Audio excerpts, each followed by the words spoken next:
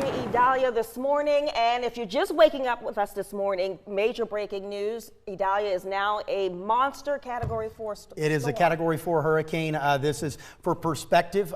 The storm that is going to be making landfall just southeast of Tallahassee is on the same scale as Hurricane Hugo as far as intensity is concerned. The pressure is at 940 right now. Grace and I were talking about this, watching the pressure trends overnight. There's still enough time for this to go down a little bit more. Hugo's landfall pressure was just shy of 935. This one's probably going to be just above 935. So it's going to be in the same kind of family. That's not good. Not good, especially when you're looking at storm surge for that part of Florida.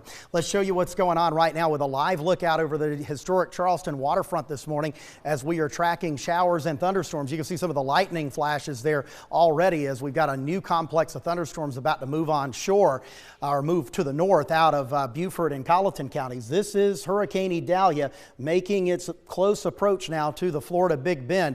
You can see tons of lightning right here on Viper radar around the eye wall as it's approaching the Big Bend of Florida. Whenever you see lightning like that on a hurricane, that is often a sign that it is still intensifying, and we do think this will intensify to landfall. Now, what we're watching are some rain bands now out over the Atlantic, and now they're starting to approach our area. And you notice a tornado watch here highlighted in yellow across the Florida Panhandle, or excuse me, the Florida Peninsula. Well, that is likely going to be expanded here shortly and probably farther north, and could even include parts of the low country as these lines of thunderstorms are now stacking up over the Atlantic and lifting to the north. Here's what we think is going to happen as we move through the morning. You see these storms out here east of Georgia? Well, that's all moving up in our direction. And as we move through, say, sunrise on, when we get a little bit more humidity and instability rolling in off the Atlantic, the Storm Prediction Center has outlined an elevated risk of tornadoes across the eastern half of South Carolina.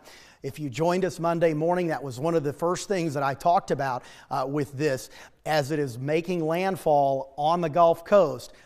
Gulf Coast landfalling tropical systems are notorious tornado producers for us here in the low country, and the Storm Prediction Center outlined this elevated risk yesterday morning. They have maintained that, and we are getting word from them at this point that within the next hour, there will be a large expansion of the current tornado watch farther to the north, and that could include us here for a vast majority of the day. So we'll be watching that. We'll see exactly where they outline that. The inland flooding threat today is quite high. You can see shaded in green. It goes in from Highway 17. This is from rainfall. That's a significant risk of flooding as we're forecasting 4 to 6 inches of rain from Walterboro to St. George to Monk's Corner and Kingstree. Generally from Somerville, Highway 17A essentially, east to the coast. That includes Goose Creek, Georgetown, Mount Pleasant, Charleston, Folly Beach, and Edisto Beach. 2 to 4 inch rain totals are expected because of the banded nature of these showers and storms that will be moving in. Our peak wind gusts we think are going to be between 40 and 60 miles per hour, and that will occur this evening into the overnight hours. And tropical storm force wind probabilities continue to go up, ranging from about 30 to 40% in northern Williamsburg County to as high as 90% across lower Charleston County and lower Colleton County. That includes Folly Beach, Kiowa, Seabrook, Johns Island, James Island, and Edisto Beach. Now, with those strong onshore winds coming around the circulation of Idalia, we have to talk about coastal flooding, beach erosion issues, and rip current risks. And Storm Team 2's meteorologist Grace Lau is in with us this morning, and she's going to break down those coastal threats for you. Josh, good morning. Yeah, you're right. We've been watching the storm kind of move towards us. Something that we have been watching, of course, is that risk for coastal flooding, that beach erosion, of course, that storm surge as well. Let's go ahead and show you what's happening. We're going to continue to monitor this, but gusty onshore winds, that's going to develop as you head towards the rest of your day today. The 5 to 7 foot breakers out there, deadly rip currents. The beach is not somewhere that you want to be as you head towards your evening hours, though. Beach erosion, we're going to continue to watch those areas. I know yesterday, just around Breach Inlet, just due to Franklin swells and that rip current out there, already starting to see some of that. Now, as we head towards Idalia, we're going to continue to monitor those areas. Tidal flooding as well as something that we're going to continue to watch for you. Here are those high tides that we are watching.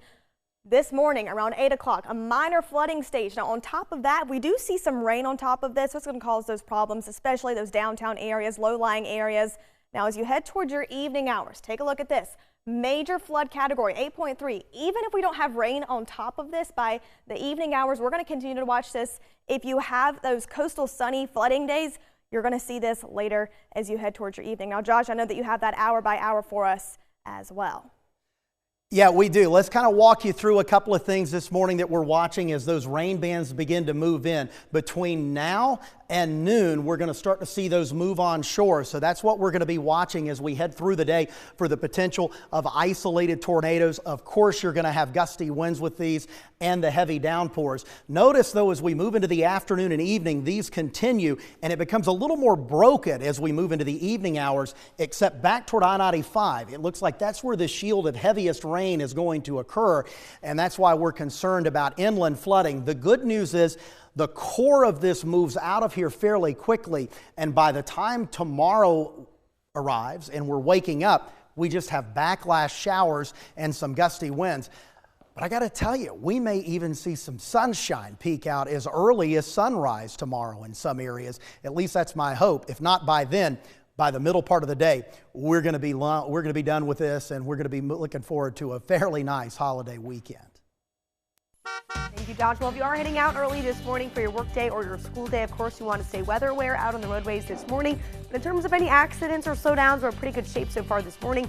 I-26 and 17A flowing smoothly. And if you're heading from Moncks Corner to Somerville, that drive staying under 20, just over 20 Somerville to downtown, a 2-minute delay on I-26 eastbound. Not too bad of a start out on the roadways, but of course, conditions expected to change throughout the day. We're with you all morning long with more Count on 2 traffic. 5:18 right now. Idalia is now a Category 4 hurricane. The latest on its track and the impact it will have on the low country. That's coming up next.